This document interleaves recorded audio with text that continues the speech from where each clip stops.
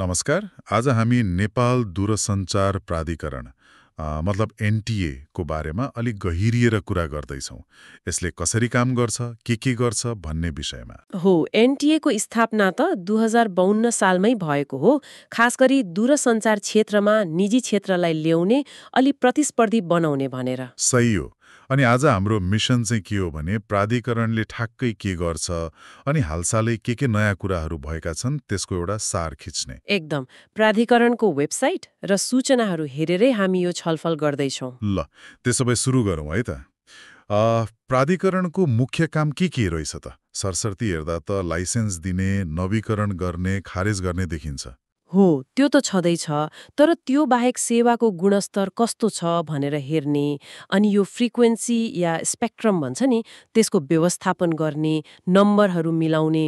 ए, प्राविधिक कुराहरू पनि धेरै रहेछन्। साइबर सुरक्षा जस्तो कुरा पनि यसैले हेर्छ। हो नि, अहिले त झन् महत्त्वपूर्ण छ यो। समग्रमा भन्दा नीति, नियम, निर्देशिका बनाएर पुरै क्षेत्रलाई नियमन गर्ने काम यसको हो। अनि अहिले यसको नेतृत्व श्री भूपेन्द्र भण्डारीले गर्नुभएको छ 2080 फागुन 8 गतेदेखि। अच्छा, अनि तपाईँले अघि नियमनको कुरा गर्नुभयो, एउटा अर्को पनि त छ नि, त्यो ग्रामीण दूरसञ्चार विकास कोष, आरटिडिएफ। आरटिडिएफ त्यो एकदमै महत्त्वपूर्ण पाटो हो। यसको पैसा चाहिँ दुर्गम ठाउँहरूमा जहाँ सजिलै नेटवर्क पुगेको छैन त्यहाँ सञ्चार सेवा पुर्याउने परियोजनामा खर्च हुन्छ। भनेपछि विकट ठाउँका मान्छेलाई पनि जोड्ने काम भयो। हो, डिजिटल डिभाइड कम गर्ने उद्देश्य हो। अनि प्राधिकरणले यसको प्रगति विवरण पनि नियमित निकाल्छ, जस्तो फागुन मसान्तसम्म के भयो भनेर। ठिक छ, अब अलिकति चर्चामा आएका विषयतिर लागौँ न, जस्तो त्यो MDMS, mobile device management system, त्यसको सूचना त पटक पटक आयो नि, होइन? हो, आयो। 2079 भदौमा अनि फेरि 2080 असोजमा पनि। यसले खासमा गर्छ चाहिँ के? किन चाहियो यो सिस्टम? यसको मुख्य उद्देश्य भनेको चाहिँ अब अवैध तरिकाले भित्रिएका मोबाइल फोनहरू, चोरीका सेटहरूलाई नियन्त्रण गर्ने हो। ए, कसरी? यस्तो हुन्छ, प्राधिकरणमा दर्ता भएका आइएमईआई नम्बर भएका मोबाइल मात्रै चल्ने बनाउने, दर्ता नभएका वा कालो सूचीमा परेका फोनहरू नेटवर्कमा नचल्ने। ए, हो र? भनेपछि त सुरक्षा पनि बढ्यो अनि अवैध आयात पनि रोकियो, राजस्व पनि फाइदा होला। एकदम। सुरक्षा र राजस्व दुवैमा सहयोग पुग्छ। अवैध बजारलाई अलि निरुत्साहित गर्छ यसले। तर खै सुरुमा त लागू गर्न अलि गाह्रो भएको थियो, धेरै कुरा आएका थिए नि। हो, कुनै पनि नयाँ प्रणाली ल्याउँदा सुरुमा केही प्राविधिक प्रक्रियागत समस्या त देखिन्छ नि। एमडिएमएसमा पनि त्यो देखियो, तर यसको लामो समयको फाइदा हेरेरै अघि गढेको हो। बुझियो। अनि अर्को एउटा ठुलै हल्लाखल्ला भएको विषय त्यो टिकटक। पहिला बन्द गर्ने निर्णय भयो, होइन? 2080 कार्तिकमा। हो, कार्तिक 24मा रोक लगाउने निर्णय भएको थियो। अनि फेरि पछि खुल्यो पनि 2081 भदौ 20मा। हो, फुकुवा भयो। यो चाहिँ कस्तो भने प्राधिकरणले खासमा सरकारी निर्देशन कार्यान्वयन गरेको हो। यसले अनलाइन प्लेटफर्म नियमन कति जटिल छ भन्ने पनि देखाउँछ। हो त नि, यो त अलि फरक विषय भयो। तर प्राधिकरण साइबर सुरक्षाका अरू काम पनि गर्छ भन्नुभयो नि। गर्छ, जस्तो त्यो अवैध सिग्नल बुस्टरहरू हुन्छ नि, जसले मोबाइल नेटवर्कको क्वालिटी बिगाड्छ, त्यो प्रयोग नगर्नु भनेर चेतावनी दिने। ए, यो घर घरमा राख्ने खालको हो। अनि अर्को त्यो फ्री भिपिएनहरू हुन्छ नि, त्यो चलाउँदा जोखिम हुन सक्छ भनेर सचेत गराउने सूचना पनि निकालेको थियो 2080 मङ्सिरमा। अनि आइएस क्लाउड अडिटरहरूको सूचीकरण भनेको के हो? त्यो भनेको चाहिँ इन्टरनेट सेवा प्रदायक आइएसपी वा क्लाउड सेवा दिने कम्पनीहरूको सूचना प्रणाली कतिको सुरक्षित छ भनेर जाँच्ने, अडिट गर्ने विज्ञ वा कम्पनीहरूको सूची हो।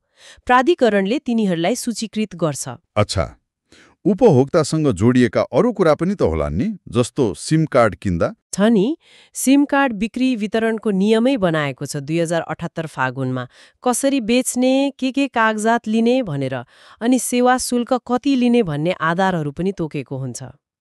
गुनासो गर्ने ठाउँ नि? त्यो पनि छ। गुनासो व्यवस्थापन प्रणाली छ, अनि कहिलेकाहीँ सेवा अवरुद्ध हुँदा, जस्तो इन्टरनेट नचल्दा वा बिजुलीले तार काट्दा पनि सूचना निकाल्छ। हो, त्यो त राम्रो हो, जानकारी पाउनु पर्यो नि। अनि नियम नमान्नेलाई कारबाही पनि हुन्छ होला?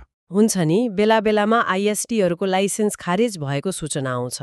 जस्तो नेपाल वायरलेस भन्ने कम्पनीको 2081 चैत्रमा खारेज भयो।